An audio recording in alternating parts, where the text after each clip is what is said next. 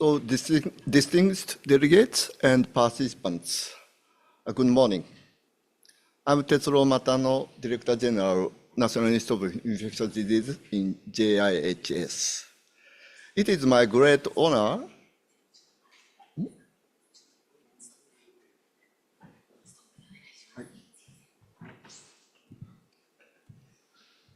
I need to stop.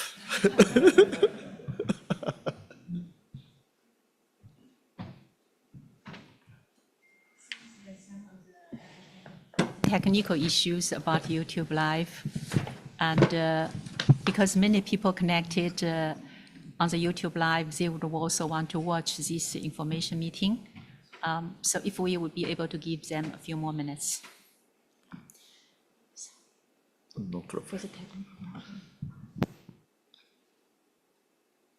I'm now very enjoying seeing all now.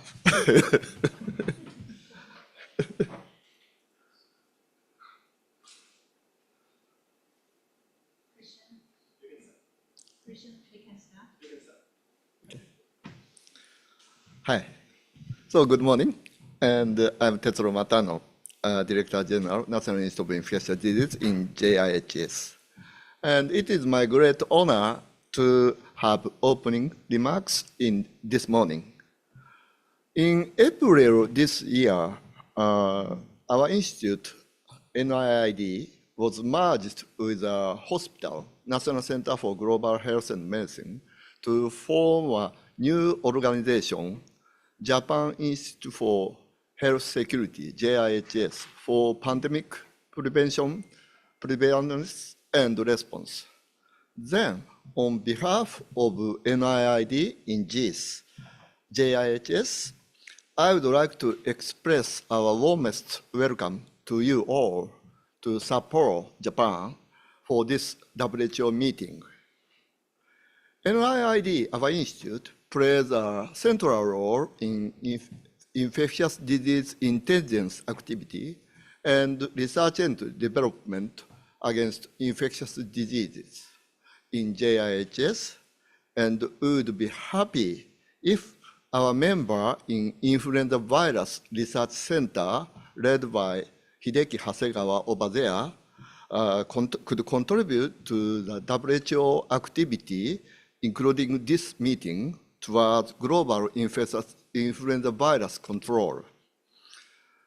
I believe that this meeting is crucial for vaccine-based global control of seasonal influenza virus infection, and also could have a valuable discussion on zoonotic influenza viruses. We are very happy this time to have to organize on-site meeting that could accelerate active discussion.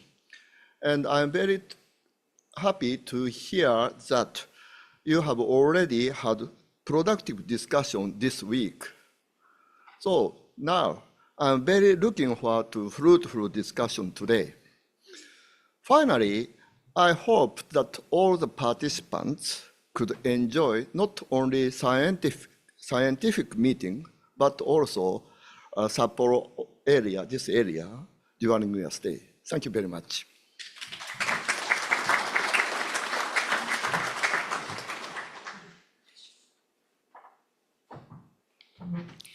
Thank you very much, Professor Matano, for your welcoming speech.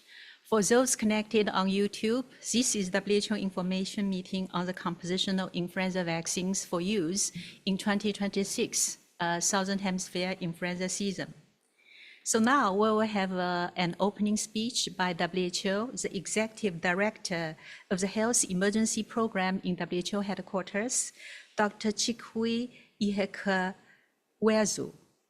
Chikui actually is in New York now. In the UN General Assembly, as you may all know, we actually discussed whether he could even connect it via Zoom so that he would be able to talk directly to the participants here. But his schedule actually doesn't allow him to do so. But we have a video of his opening speech. Let's put the video on.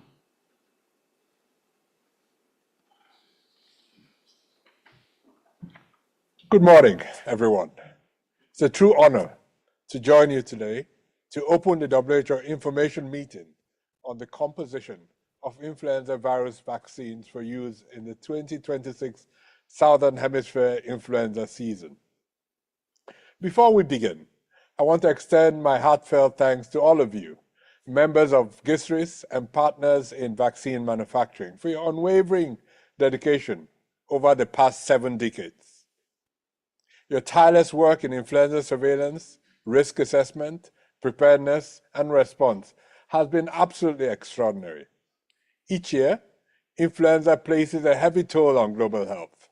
Up to 1 billion infections, around 5 million cases of severe illness, and as many as 650,000 influenza-associated deaths. These numbers are a stark reminder of the urgency and importance of our work. Seasonal influenza vaccination remains our most effective tool to reduce illness and save lives.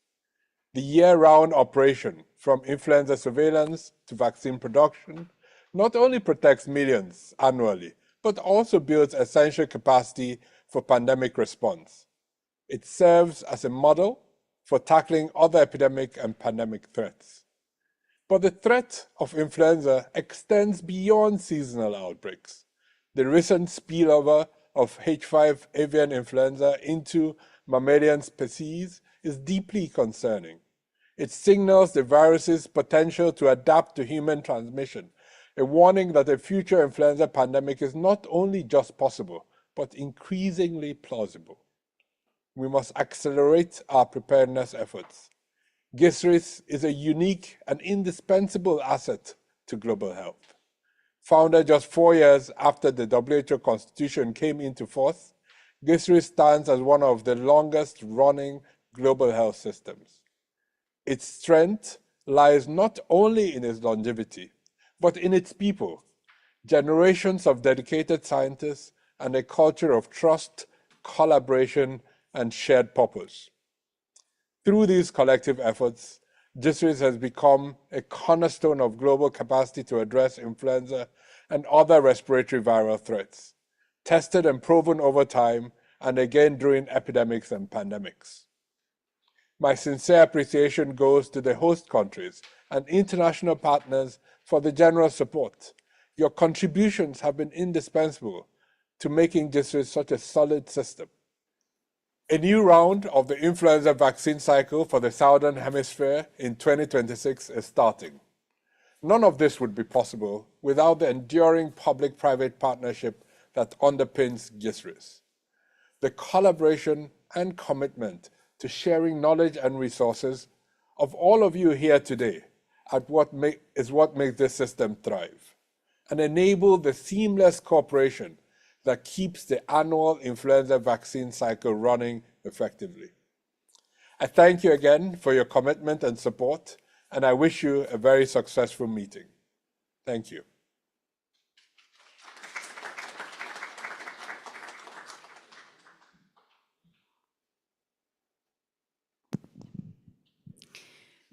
So the speeches from Professor Matano and Dr. Chikui have set the scene for the rest of our meeting. I would also like to add my welcome to everybody to the WHO's information meeting taking place now in Sapporo, Japan. My name is Wenqing Zhang. I'm head of the WHO's newly structured Global Respiratory Threats in the Department of Epidemic and Pandemic Management in WHO headquarters. So as many of you know that the twice a year WHO information meeting on the vaccine composition, consultation, and a roundtable discussion with manufacturers are often chaired by an advisor from the WHO Essential Regulatory Laboratory.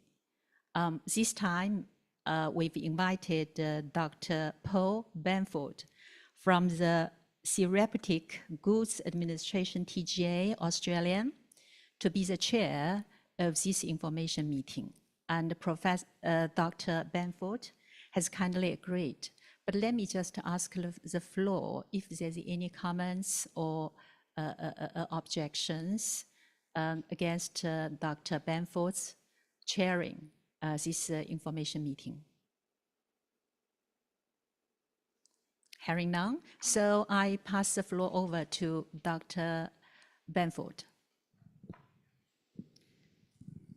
Thank you very much, Wenqing. I would also like to express my warm welcome to you all in the room and all the participants online today joining this meeting. It's my great pleasure to be the chair today of this information meeting. And I would also like to express my gratitude and thanks to Hideki and his team here at the WHOCC to host us at this beautiful venue. Without further ado, I know that you're all very keen to get into the data and to the meat of the information and the presentations that are going to be delivered here today, this morning. Many of you all already know the advisors sitting here at the table, but we will go around and do a self-introduction, introducing all the advisors that have been poring over the data for the last 4 days. So I'll like to welcome Richard to introduce himself.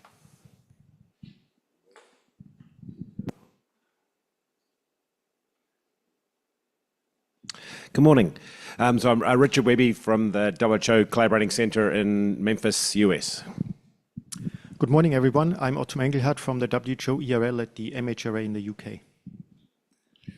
Good morning, everybody. This is Hideki Hasegawa from WHOCC Tokyo at NIAID. Good morning, everybody. I'm Nicola Lewis. I'm the director of the WHOCC in London at the Francis Crick Institute. Good morning, everybody. Patrick Redding here, Director of the WHO Collaborating Centre for Influenza in Melbourne, Australia. Good morning, everyone. Diane Wang from WHOCC Beijing, China. Good morning. My name is Ziping Yi from WHO ARL, CBER, Food and Drug Administration, USA. Good morning. Rebecca Condor. I am from the WHO Collaborating Center at CDC Atlanta. Good morning, everyone. My name is Vasily Marchenko from WHOCC in Koltsovo, Russian Federation. Thank you very much. And as Wenqing introduced me previously, I am Pearl Bamford and I am from the WHO Essential Regulatory Laboratory in Australia. So without further ado, we're going to be delighted with some presentations here, summarising some of the data that we have been reviewing over the past 4 days, including the genetic and antigenic data, reviewing the epidemiological, serological and modelling data. And without further ado, it is my great pleasure to open the floor and to kick off the discussions. I would like to welcome Hideki to the stand to walk us through the epidemiological surveillance and also the H1 subtype data. Thank you, Hideki.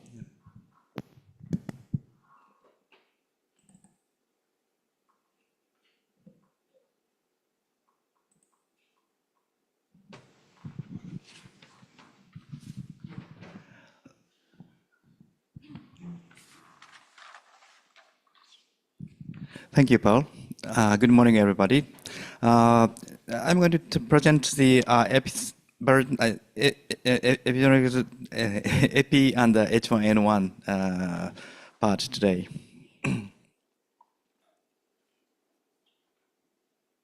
First, I'd like to introduce the influenza activity summary here. Here is the graph showing the number of the specimen processed by guesses by week, by years, and this reporting period from the February 2025 to August, the number of the specimen processed quite similar trend with the last 3 years. And the cumulative number of the specimen processed is also the same trend as the past 3 years. Okay, this graph shows the global circulation of influenza virus since 2022. As you can see here, this reporting period since February 2025, the number of the influenza viruses detected is very high compared to the same season of the 2024. If we look at by the hemisphere, both northern and southern hemisphere has a big epidemic during this period, and the majority of them are influenza A viruses, and the H1N1 PDM virus predominated. This shows the percentage of the influenza viruses by type, subtype, and the majority, the influenza A virus predominated, and the H1N1 PDM09 is predominated among the A viruses. And if we look at the lineages of the influenza B viruses, the all viruses detected was victorious lineages.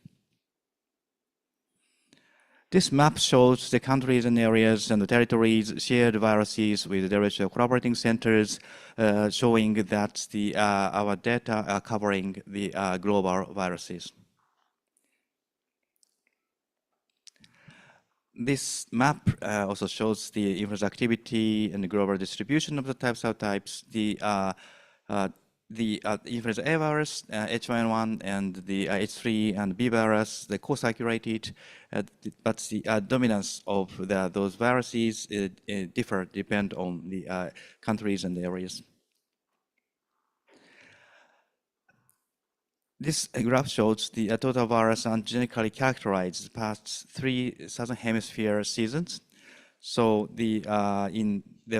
since February to August 2025, we characterized the quite similar number of the viruses for that, even compared to the last 3 years. Okay, now I'd like to begin the H1N1 part.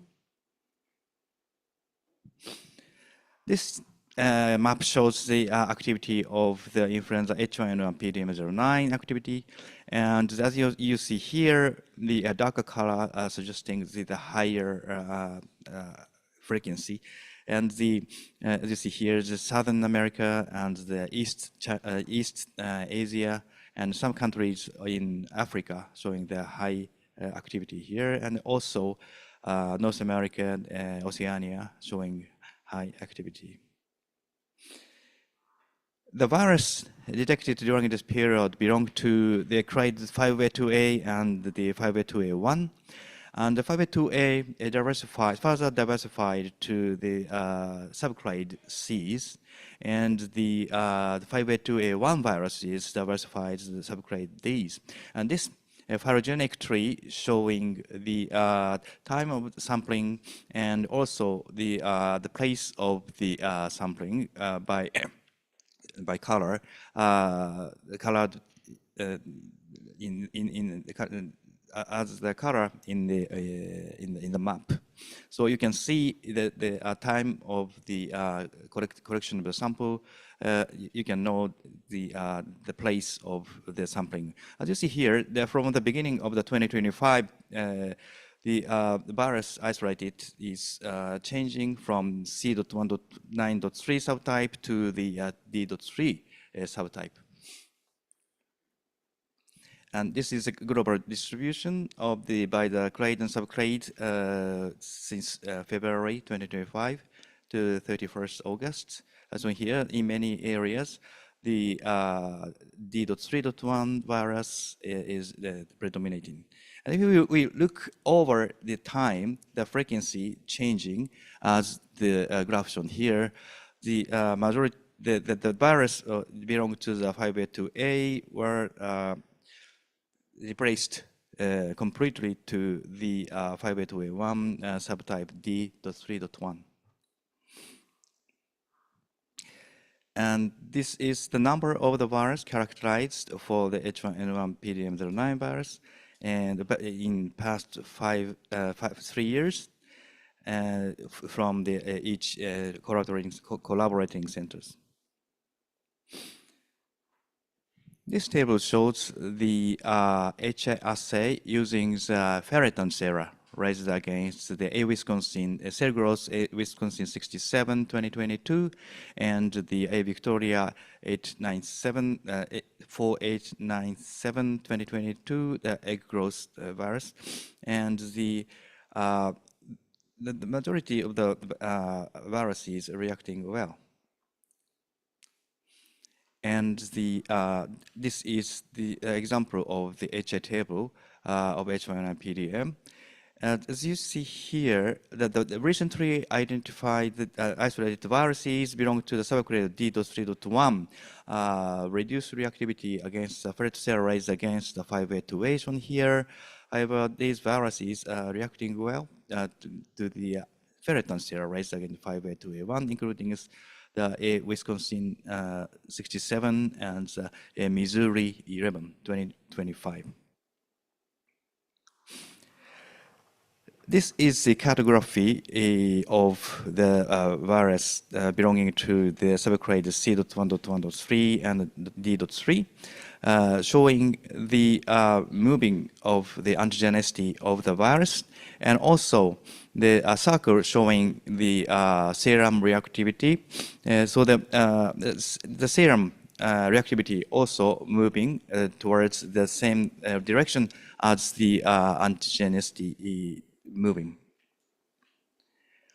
And this cartography also showing the blue, light blue color is the virus in subgrade C.1.9, and the darker blue is the D and the D.3.1, showing the antigenic drift in the several institutions.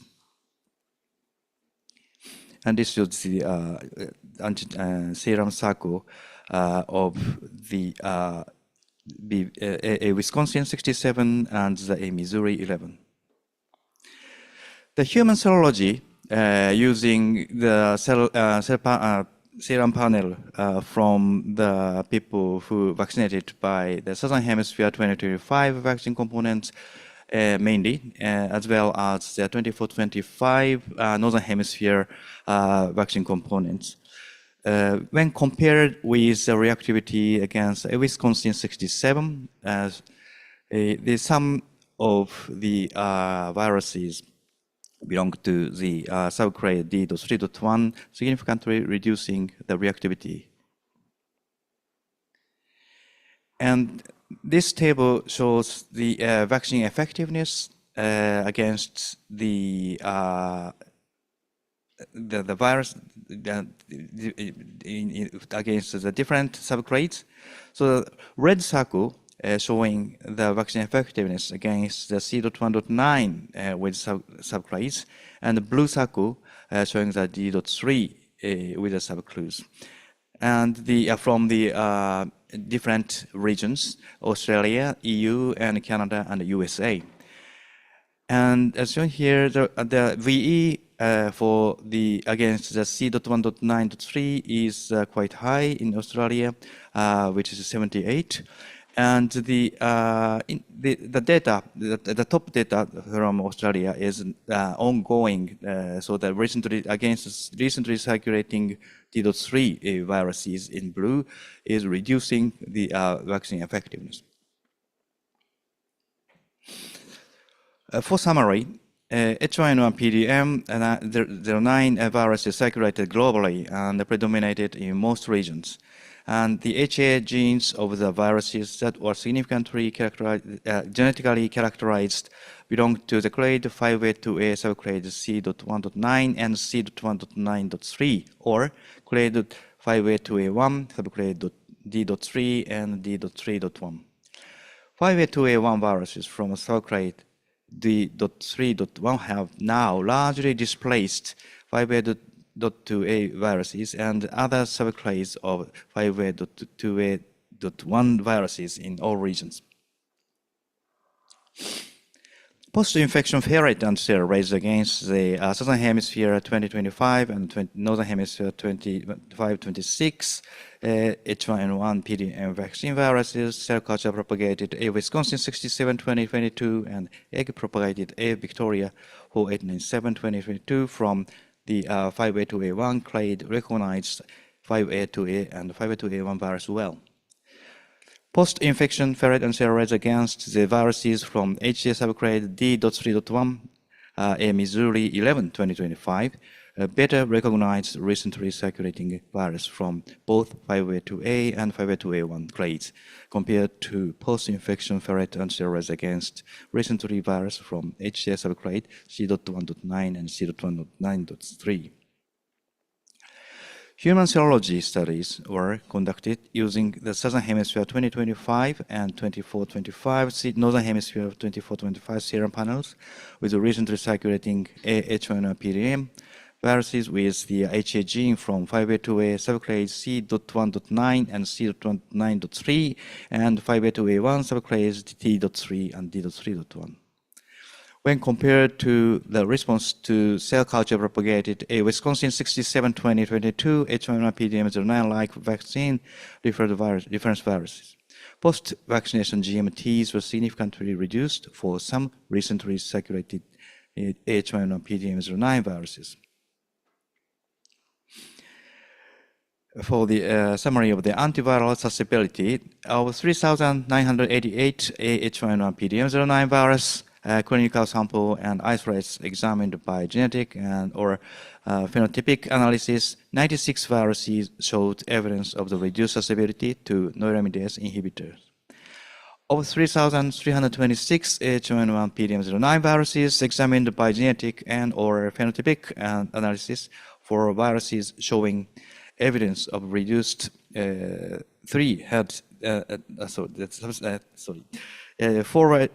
phenotype and the 4 viruses showed evidence of the reduced susceptibility to the endonuclease inhibitor baraxovir marvoxil. This is the end of my presentation.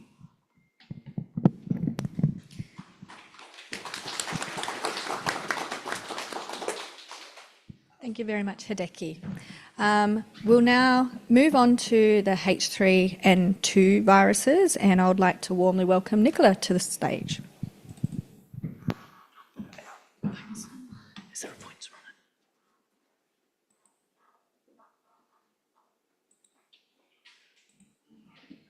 it? Good morning, everybody. Is this actually on? Do I have to do my karaoke thing? Can you hear me now? Ah, there we go. Good morning, everybody. It's my great pleasure to present the data on the AH3N2 viruses for you this morning. So we're looking at the reporting period from February through to August 2025. And here you can see the number of AH3N2 viruses detected by GISRIS during this reporting period. Really, as Hideki has already highlighted, tracking the trajectory that we've seen in previous years. Where we look at where we've seen AH3N2 activity, we can also see, if we focus on the Southern Hemisphere, we've seen reduced activity relative to the AH1N1 PDM09s, but we have seen high levels of positivity, particularly in South Africa. When we look at the clade distribution of AH3N2s, we've continued to see this diversification of the J.2 clades. Indeed, we've had to designate some new subclades for the J.2s, so we now have the J2.1, the J2.2, the J2.3, the J2.4, and the J2.5. And these have continued to co-circulate in various parts of the world during this reporting period. And you can see that shown by the colours that we see in this plot here. And the key on the right-hand side shows you which subclade we're talking about. When we look at the clade frequencies through time in this reporting period, you can see that we've seen a shift in predominance of these newly designated subclades from earlier on in the season, earlier on in the reporting period, where we really had a rise in the J.5s and indeed in the J.3s. More recently, we've seen a rise in this J2.4 group. We can look at this a different way using frequency dynamics of recent H3N2 viruses, and I'm very grateful to the team at NextStrain, in particular Trevor Bedford, for the figures that are shown in this slide. And on the left-hand side of the plot, we can see the frequencies of different AH3N2 subclades, along with recent subclades, further broken out by the important HA1 mutations. The points show the raw weekly frequency across globally sampled frequencies. The lines are basically regression lines, so they're multinomial logistic regression fits to the sequence counts that we've seen. On the right-hand side, you can see the MLR estimates of subclade-specific growth advantages. Now, you remember I was telling you about these recently designated subclades. Well, you can see them shown here on the right-hand side. And what we've seen recently is a reduction in the J2.4s, which has been increasing, but a sudden and rapid rise in this subgroup within the J2.4s, with additional substitutions, particularly at positions N158D, I160K, T383A. And these J2.4s with the additional substitutions are spreading rapidly throughout many parts of the world, with a magnitude of growth advantage that hasn't been seen in H3N2 viruses in the previous 2 years. We've also been phenotypically, antigenically characterizing these viruses in the reporting period, and here you can see how many viruses have been antigenically characterized by different collaborating centers. And here we see the low reactors in HI assays. So these are an assessment of low reactors to the A District of Columbia 27, 2022, 2023 like cell representative, or the A Croatia 10136RV 2023 like egg representative. And you can see that there's fair recognition, but we are starting to see some low reactors across collaborating centres, and indeed across collaborating centres that wouldn't necessarily usually have taken receipt of a predominance of Southern Hemisphere specimens. We also see a similar kind of pattern with the low reactor table for the virus neutralisation assays across the collaborating centres that undertake this assay. Hideki's already shown you the H1 phylogenetic tree, and thanks to the University of Cambridge for generating these data and these figures. And as he's already described to you, the tick bars on the right-hand side of the phylogeny show you the time course and the most recent identification of these different subclades. And on the left-hand side, the map gives you an indication of where they have spatially been detected. And again, as I was saying previously, we have this predominance of the J.2 group, splitting out into these co-circulating subclades with the new designation. And if you look down here, we see the J2.4s with this rapid expansion in the latter part of the reporting period. I'm now going to show you some of the antigenic data, and again, thanks to the University of Cambridge, particularly Derek Smith, Sarah James, and Sam Turner for generating these plots and figures. So we're going to go through the antigenic data, and what we have here are antigenic maps. And just to remind you all, the antigenic maps, the viruses are represented by circles, and the antisera that are used in the HI assay to position the points and to understand the cross-reactivity of viruses in these plots are shown as circles, the very large circles, if they're to represent the vaccine composition strains, or as squares, you can see here, where they're used as reference antisera. And in an antigenic map, when the points are close together, it means that the antigenic properties of those viruses are more similar to each other. So here we have data from the CC in London and also the CC in Melbourne. And you can see on the left-hand side, it's coloured according to these different genetic groups that we've been seeing more recently. And in bold, you can see the genetic groups that we've been considering most closely. So the J2s are in this portion, and these are the ones that have been predominating in recent reporting periods. But what we've seen in this reporting period is a certain degree of drift amongst these J.2 derivative clades away from the previous representative viruses. And you can see particularly these J2.4s, shown in this lighter blue colour, are antigenically distinct from the viruses that we've been seeing previously. And this is true in collaborating centre from at least 2 centres that I'm showing you here. So both the CC in London and the CC in Melbourne has seen similar patterns. The other part I'd like to point out to you is this part down in the bottom of this map, where we have the J2.3s and the J2.5s. So you remember I said we had these co-circulation of different genetic groups, and these different genetic groups have different antigenic properties.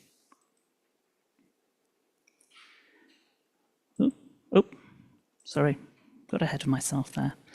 So as I've just highlighted, we're really seeing antigenic movement, antigenic drift in 2 different directions. And this is underpinned by some key amino acid substitutions. So the J2.4s, the antigenic drift is likely associated with amino acid substitutions at T135K and at K189R.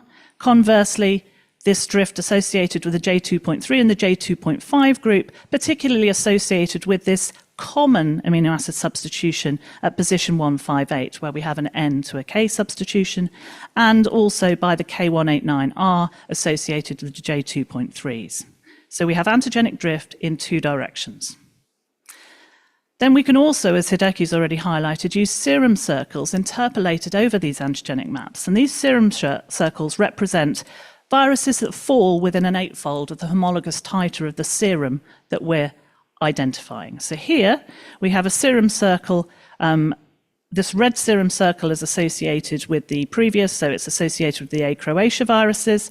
And then you can see serum circles interpolated over these key reference antisera that we have for the J2.4 group in blue, and then also in the green J2.3 group down here.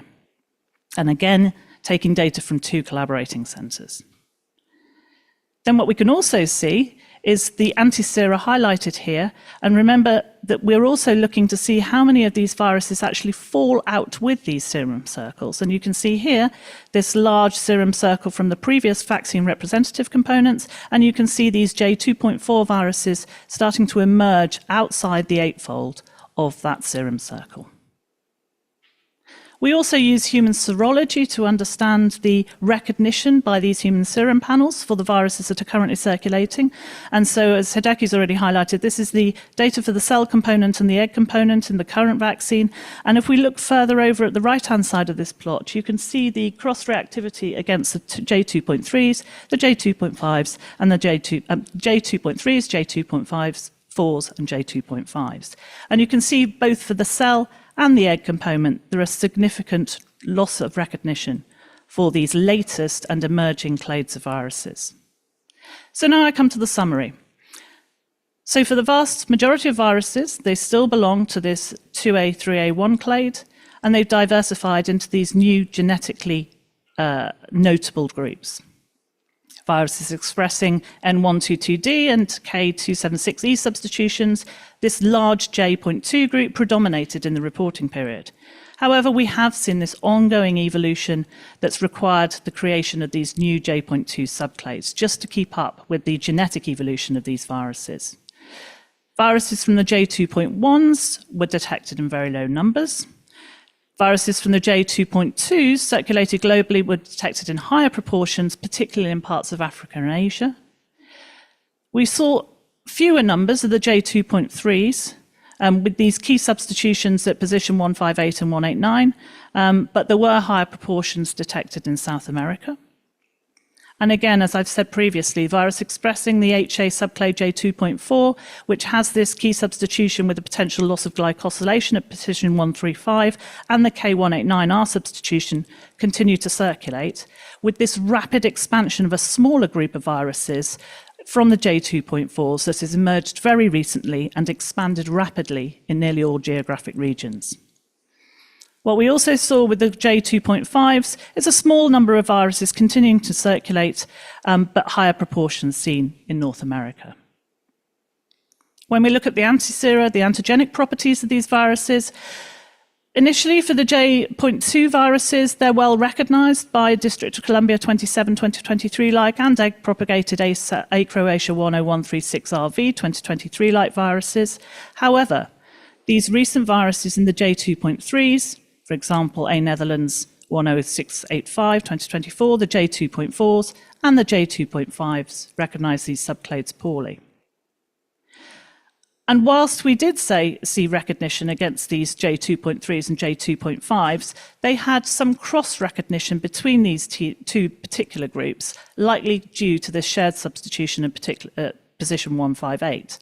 However, the J2.4 group showed poor recognition of viruses from all other J2.2 subclades, apart from those with a shared substitution at the position 135. Finally, post-infection ferret antisera raised against cell-culture-propagated ACE Sydney 1359-2024-like and egg-propagated ACE Singapore GP20238-2024-like viruses from subclade 2.4 recognise the other subclade 2.5 virus as well, including those with these notable additional HA substitutions at position 144, 158, 160, and 173, which have recently emerged.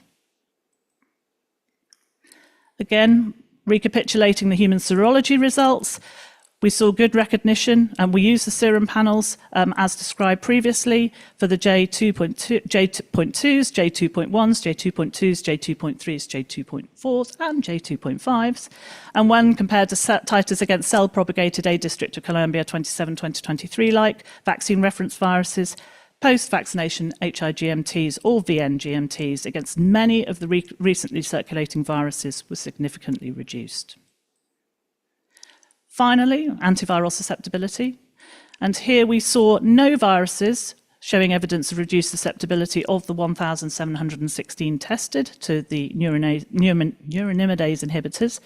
And we also saw no viruses showing evidence of reduced susceptibility to endonuclease inhibitor baloxavir marbacil. Thank you very much for your attention.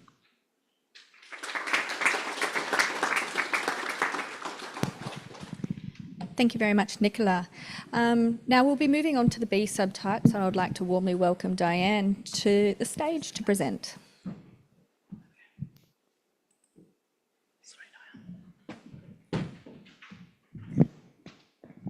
Good morning, everyone. I'm move through B type for you.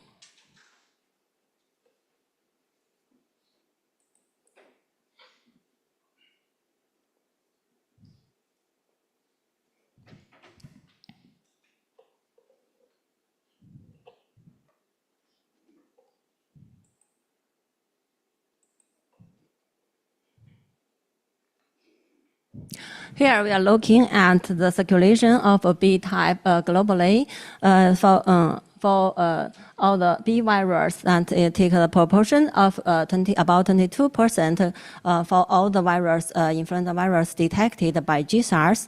And we can look at the from year to 2022 to 2025, we can see that in 2025 that influenza B virus detected the highest number compared to the previous 3 years, but it keep at a low level since about May onward. For all the influenza B virus detected, we can see that there's a proportion of influenza B virus that was not lineage determined, and for all the virus that lineage already tested, that all the belong to B vector lineage virus. And Hideki also already mentioned that for influenza B, activity is lower than influenza A globally, and the influenza B virus only dominated in Central Asia in this reporting period, and earlier in the middle of Africa, and later in this reporting period of North Africa. Now we get into the details of B vector lineage viruses. For all the viruses that were phylogenetically analyzed for the HA gene, that all will fall into 3A2 clade. This was constructed by University of Cambridge. That we can see that within 3A2 clade, further substitutions occurred, and so classified into multiple subclades. With the dominant subclades include C5.6, C5.7, and C5.1, and also some lower proportion subclades include C5.61 and C3.1 and C3.2. And for C3.1 and C3.2, they shared a common amino acid substitution and the D197N, which add an glycosylation site, and which will affect the antigenic analysis. I will present later. And you can look at the proportion of different subclades in the two reporting period, that we can see that there's a decrease of C5.1, which from 44% to 34%, but all the other subclade increase in different proportion. You can look at that for C5.61, it can increase from 4% to 8%, and also for C3.1 increase a little bit from 1% to 3%. And if you look at the HE sequence available from GSAID, or the HE sequence made by the map made by WCC London, we can see even within this reporting period, weekly change or weekly variation of this subclade can also be seen. That we can see that for the yellow one, you can see C5.6, there's an increase of this subclade since about May. And for other subclades, it seems that it's relatively stable, but there's a decrease of C.51 during this reporting period. And for the global distribution of different subclade in different countries, areas, also it's variable. You can see that in, for example, in European countries, in that still C5.1 was dominant, but for example, in Australia and New Zealand, there's a dominant subclade of C5.6, and in some Asian countries, including China and Japan, there's a higher proportion of C5.7.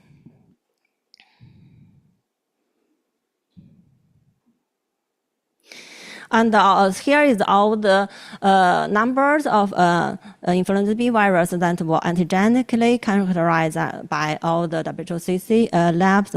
We can see that the visual lab, they conducted the most number of antigenic analysis, and for other species, because of the low circulation of a B type, so the number was relatively lower than last period.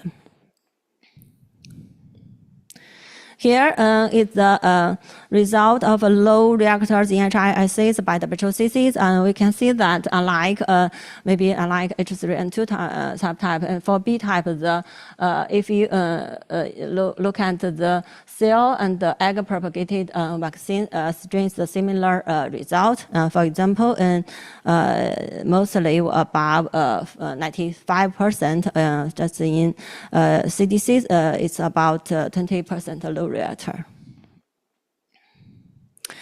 Here's the retry table from visual and antigenic analysis.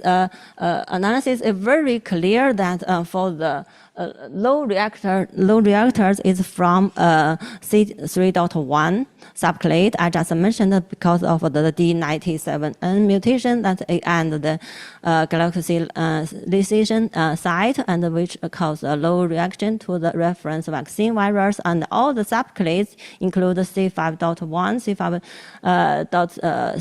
C5.7 were all antigenically similar with the vaccine strain. And for the antigenic cartography made by University of Cambridge, we can see that for the also for the big circle indicate the vaccine strain, and also for other small circles colored in pink, in blue, and in red, and they were all circulated together and quite near to the vaccine strain, but there are some outliers that was dark blue. This represents the subclade of C3. If we add serum circle is more clear.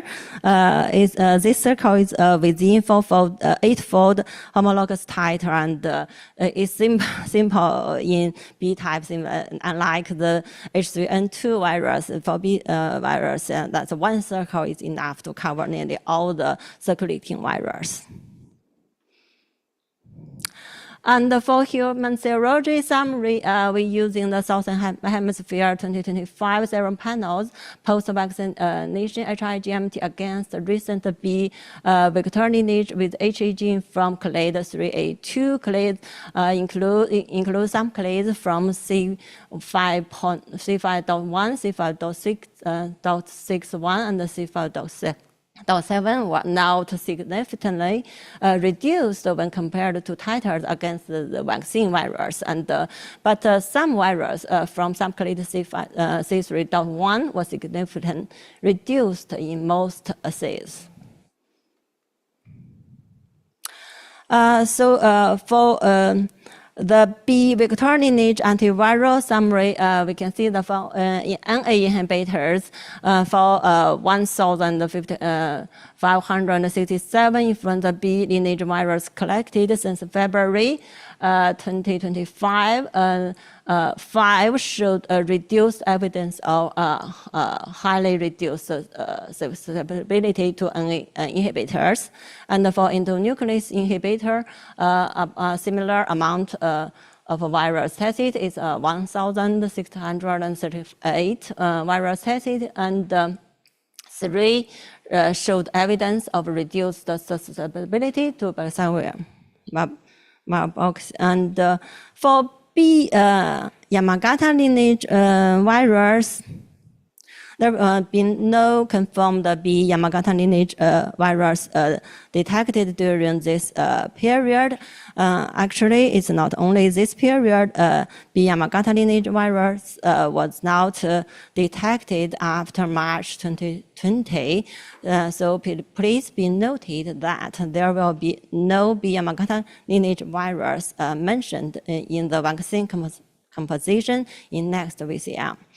And here is the overall summary of influenza B virus. And for phylogenetic analysis in B vector lineage HA gene, all virus circulated during this period that were phylogenetic analysis that belong to clade 3A2. And the most predominant HA subclades were C5.1, C5.6, and C5.7. And some subclades include C5.61, C3.1, C3.2 at a lower proportion. For antigenic characterizations of B vector lineage virus, post-infection failure and anticellular raise against this vaccine strain inhibited the vast majority of this recent circulating virus well, but virus which HA subclade C.31 and C3.2 were recognized poorly. And for a summary of human serology studies using serum panels from Southern Hemisphere 2025, recent subclades, the dominant subclades were well inhibited by post-vaccination human sera.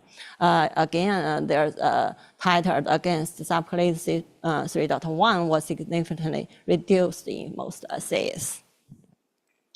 That's all for B type. Thank you.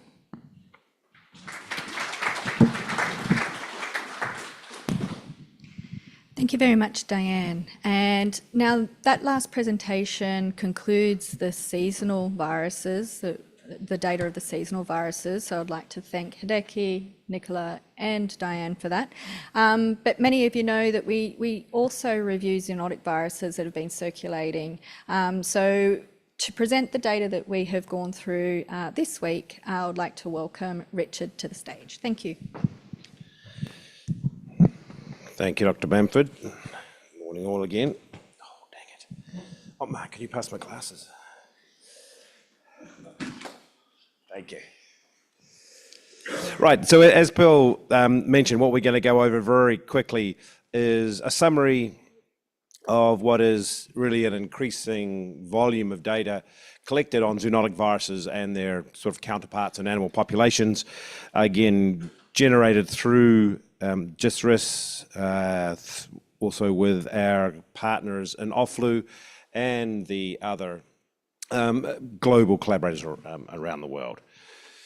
Okay, so when we look at the zoonotic activity that has occurred since the last time we met, it's actually been a mix of numbers of H5, predominantly H5 and H9. So again, viruses we're used to seeing spilling over from the animal reservoirs into humans, with a couple of H10 cases, and most recently an H1 variant spillover from swine into humans in Germany. So to run through each of these in a little bit more detail, the H5, so this is a report of detections in animal populations, again presented by our Offaly partners, through this period from February, September, and again, as with recent periods, we're seeing activity, really in many places around the globe, in many continents. As is typical during certainly the summer months, there's a drop-off in actual activities in many parts of the world. But again, these viruses are still out there, and certainly no indications they are going to go away anytime soon. So looking for those viruses that have actually successfully made that leap from birds or other hosts into humans. This is the first time, I think, for a couple of meetings, this list has not been dominated by 2344Bs. And so in terms of numbers, most of the numbers in this period have come from Cambodia with the 2321Es, so previously the 2321Cs. We've also had some of the 2321As pop up with 4 cases in Bangladesh and 1 in India. So again, remembering the 2321A viruses circulate in that part of the world and that part of the world exclusively. In terms of the 2344Bs, there has been 2 cases, one in a fatal case in a young child in Mexico, and one in a person in China who had recently traveled from Vietnam. So the source of that infection was most likely Vietnam. And the last in an actual case in Vietnam with again a 2321E infection. So for those of you that are keeping count, we're now at 17 H5 infections, 7 H5N8s, 93 H5N6s, and getting close to that 1,000 mark with the AH5N1s. So just to highlight maybe a couple of those, one is the 2321A. So again, this group of viruses that circulate primarily in India, Bangladesh. On this tree here, produced by the University of Hong Kong colleagues, the bolded isolates are the human sequence from the human cases in this period. The red is the existing CVV, the A Victoria being produced by NIID. And again, so genetically, these viruses are very similar to the A Victoria. We don't actually have antigenic information on the recent human viruses, but again, bird viruses that are very similar are well covered by post-infection ferret antiserum to the Victoria. So at least the 2321As seem to be well represented by Victoria still. The 2321Es, again, a lot of the human cases in Cambodia in this period. The one recommended CVV down here, which has been completed by the US CDC, but is in the final throes of getting the paperwork in order so that can be distributed. Looking at the antigenic properties of some of these 2321Es, so a couple of viruses, again, a US CDC table here. Human cases from Vietnam and Cambodia. There's a little bit of antigenic heterogeneity, although they cluster genetically close together, with, in this case, the virus in Vietnam being well covered by the RG88A, which is the CVV I just talked about, which has been produced, but the staple has not quite been in the corner of that yet, but soon. Whereas the virus here from Cambodia is actually better covered by the RG75A, which is actually produced to the chicken Ghana 2321F. But again, bottom line is everything we've seen to date suggests our arsenal of CVVs covers these 2321E virus as well. So what about the others? The H9N2 viruses, again, all occurred from China. As is typical, tends to be more of the milder end of the disease spectrum overall than H5s, and tends to be in younger individuals. The H10N3s were 2 severe cases, again, in older individuals with poultry exposure, and most recently the H1 variant infection in Germany. The sequence for this is, on just say that the final report has not come out yet, but so a lot of this information will be coming out in the next few days. Just to look at where the H9N2s separate, because there have been a number in this period. They actually fall into the two genetic lineages of the H9N2s. Again, all viruses we have seen before, both in birds and humans, in China and neighbouring countries. Again, they belong to these two lineages are represented by the two existing CVVs that we have, the Anhui Tianzhen for the B472s and the Anhui Lijiangs for the B474s. So again, from that perspective, from a CVV perspective, again, current H9N2 case is pretty well covered. So Pearl, I'm going to stop there, and I guess the take-home message is for this period, we haven't seen the need to recommend any new CVVs for the zoonotics. There's a few groups we're going to keep our eye on, but we seem to be in pretty good shape right now. Thank you.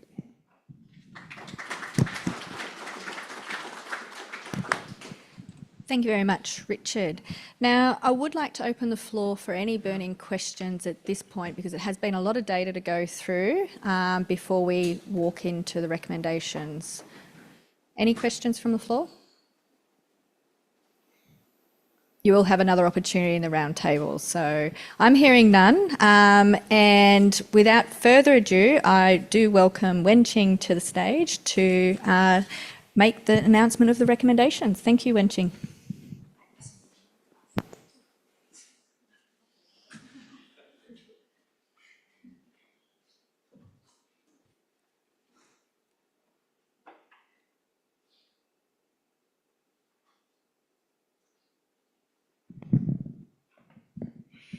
Okay, so we've just heard the summaries of the comprehensive virus characterization and the virus activities, as well as other analyses from the directors of WHO collaborating centers. Now we'll come to the conclusion.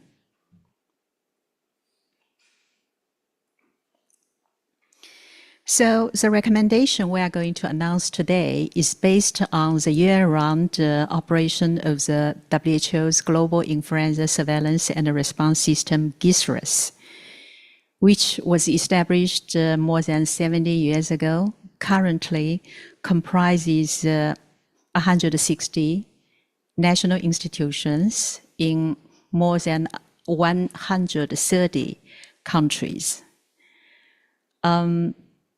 Without the support from the hosting countries, partners, both public and private partners and collaborators, the GISRS would not have come to today.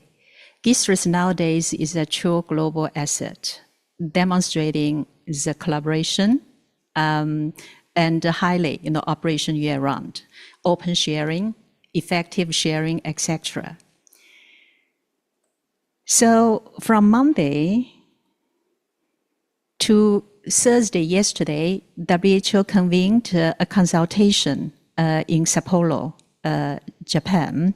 And thanks to the Ministry of Health Japan, to the Japan Institute for Health Security, as well as the University of Hokkaido for hosting the meeting here. The meeting is an in-person meeting. It was chaired by Dr. Hideki Hasegawa from the WHOCC NIID Japan. At the start of the meeting, all advisors, the interest declared by them was disclosed to all participants. In addition to advisors, 42 experts from GISRS, from national, international public health agencies, institutions, academia, from veterinary sectors also participated in the meeting. WHO experts from regional offices and HQ also attended the meeting. So during these 4 days, massive volume of data was reviewed and analyzed. Since some years ago, WHO, we've stopped producing the paper meeting folder. But I recall the last time we produced a meeting folder is 10 centimeters. This type of meeting folder volume or information was reviewed during the consultation. So the data reviewed include those from surveillance, the data on the antigenic characterization, on human serology studies, on genetic characterization, virus fitness modeling, forecasting, antiviral resistance, vaccine effectiveness, and also the information of the availability of candidate vaccine viruses so that the WHO's recommendation can be implemented after the announcement. Then the advisory committee made the recommendation based on all those analyses. This is 10 advisors all present on site indeed this time. So based on all these analyses, WHO recommend for the Southern Hemisphere 2026 influenza season, trivalent vaccines contain, for egg-based vaccines, a Missouri 11 2025 H1N1 PDM9-like virus, a Singapore GP20238 2022 H3N2-like virus, and a B Austria 1359417 2021 B Victoria lineage virus, like virus. For cell culture, recombinant protein or nucleic acid-based vaccines contain a Missouri 1125-like virus, a Sydney 1395 2024 H3N2-like virus, and as well as an A Austria 2021 B Victoria lineage virus. So as we can see that if we compare to the previous 2 seasons recommendation, both the H1N1 component and the H3N2 component are updated. Consistent with the previous 4 WHO recommendations since September 2023, it remains the opinion of the WHO's Vaccine Composition Advisory Committee that the inclusion of a B Yamagata lineage antigen is no longer warranted. Quadrivalent vaccines, where the transition to trivalent vaccines is not yet complete, contain a 4th component, a B Yamagata lineage virus, and this is a P-Phuket 2013 virus.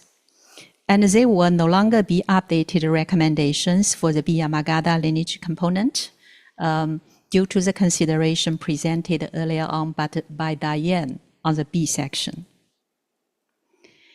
So the technical report, which serves the base for this recommendation, as well as the candidate vaccine virus for both seasonal vaccine development and the zoonotic influenza candidate vaccine virus for pandemic preparedness purposes, FAQ about this vaccine recommendation, as well as guidance to tropical and subtropical countries as to which formulation, Northern Hemisphere or Southern Hemisphere, and when to start vaccination. They are available on WHO's Global Influenza Program website. And if there's any questions during year-round, anytime, please send to the GISRAS. There's a generic email account I included here, and we've been monitoring that daily. Let me pause here and back to the chair. Thank you very much, Wen-Ching. Now, without further ado, I would like to also now welcome Otmar to the table, and we'll launch into the availability of the candidate vaccine viruses for the recommended strains. Thank you, Otmar.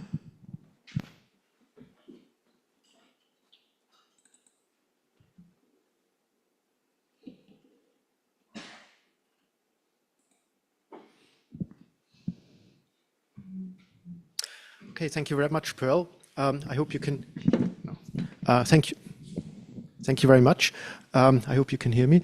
I will present very briefly the availability of candidate vaccine viruses associated with the recommendation which you've just been informed about, as well as the potency testing reagents. So first, the candidate vaccine viruses. So for H1N1 PDM09, we have the prototype virus Missouri 11 2025, which is available as an egg isolate wild-type virus. We also have Switzerland 6849 2025 as a wild-type virus. And we have a candidate vaccine virus IVR 278, which has passed the one-way test and two-way antigenic testing is pending. For cell culture-based vaccines, the prototype again is Missouri 11 2025, and please note the accession number for the sequence, which is relevant for recombinant HA-based vaccines and nucleic acid-based vaccines. There are a number of wild-type viruses that have been isolated on qualified cells listed here. So that's the Nebraska 21, South Queensland 47, Sydney 78, and Tasmania 318. For all of them, the two-way antigenic testing is pending, and you can see where they will be available from on this table. For H3N2, the recommendation is Singapore GP 2238 2024, egg-derived. The wild type is available, as well as a candidate vaccine virus, a reassortant IVR 277. For cell culture-based vaccines, the recommendation is for Sydney 1359 2024. And again, you can see here on this slide the accession number for those people or those companies developing recombinant HA vaccines and nucleic acid-based vaccines. And there are also a number of wild-type viruses that have been isolated on qualified cells for production of vaccines. And these are Singapore GP 2238, Sydney 68, and Victoria 317, for all of whom the two-way antigenic testing is pending. For B Victoria, for the B Victoria lineage, I think there are no surprises. There's a long list of available CVVs, both wild-type viruses and reassortants. You've seen this list before, and it's on the WHO website, so I'm not going to read it out. And similarly, there are a number of candidate vaccine viruses available for cell culture-produced vaccines. And now to the potency testing reagents. As you can imagine, there are not yet any potency testing reagents for the new H1N1 PDM09 recommendation, but potency testing reagents will be developed by the ERLs for egg-based, cell culture-based, and recombinant HA vaccines. And similarly for H3N2, the reagents will be developed by the ERLs based on need and requirement. For the B Victoria lineage, potency testing reagents are available. You can find the details on the WHO website. This is the list of antigen reagents and sheep antisera. And this is the list here for the cell culture-derived reagents for cell culture vaccines. And finally, for B Yamagata lineage, potency testing reagents are still available from the ERLs, but we would like to point out that once the existing stocks are depleted, we will not be replacing them. And finally, if this was a bit quick, you find the link below where you can find all the details on candidate vaccine viruses as well as potency testing reagents. Thank you.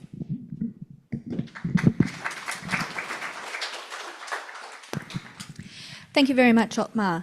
Now that concludes this morning's sessions of presentations, and we are about 5 minutes ahead of time now before we break for morning tea. I would like to open the floor if there are any other questions based on what has been presented this morning. I am hearing none. So I'd like to thank everyone here as the advisors. It's been an amazing week. We've went through a lot of work, but I'd also like to thank everyone here in the room and those that have joined online for this meeting. We might close this meeting now and break for morning tea, and we'll come back for the industry roundtable after the break. So we'll come back at 11 o'clock for the roundtable. Thank you very much.